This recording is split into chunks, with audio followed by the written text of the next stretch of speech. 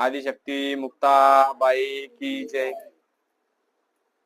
आज रक्षाबंधन निमित्ताने तुम्हा सर्वांना रक्षाबंधनच्या हार्दिक शुभेच्छा।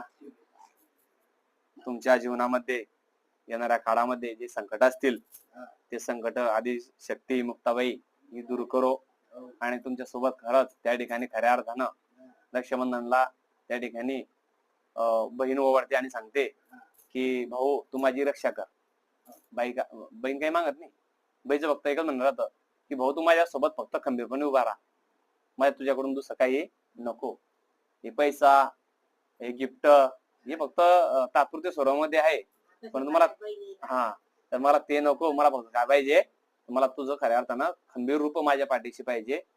तसं मुक्ताबाईचं ज्ञानेश्वरा मागे होतं बघा।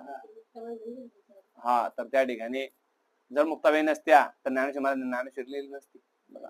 मुक्ताबाईमुळे त्या ठिकाणी ज्ञानेश्वरांना ज्ञानेश्वरी लिहिता आली, म्हणून मुक्ताबाईचं आणि ज्ञानेश्वरांचं जे प्रेम आहे ते अधोरेखित झालं। रक्षाबंधनचा दिवस म्हटला की त्या ठिकाणी आपल्याला त्या ठिकाणी मुक्ताबाई आठवते बघा।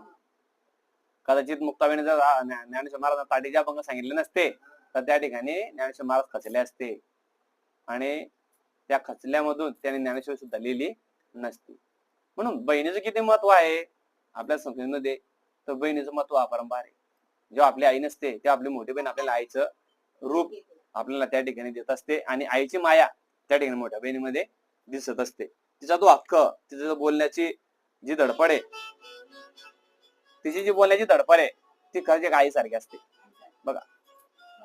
जेव्हा मोठी बहीण बोलते ना तुमच्याशी तेव्हा तिचा अधिकार असतो, ती अधिकारानं बोलते लहान भावांना, आणि नाही ऐकलं तर कानशिला सुद्धा लावते।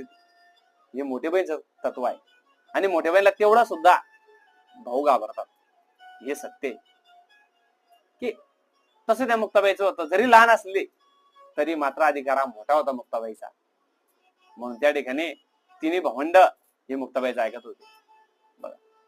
जर निवृत्तीनाथ हे गुरुबंधू असले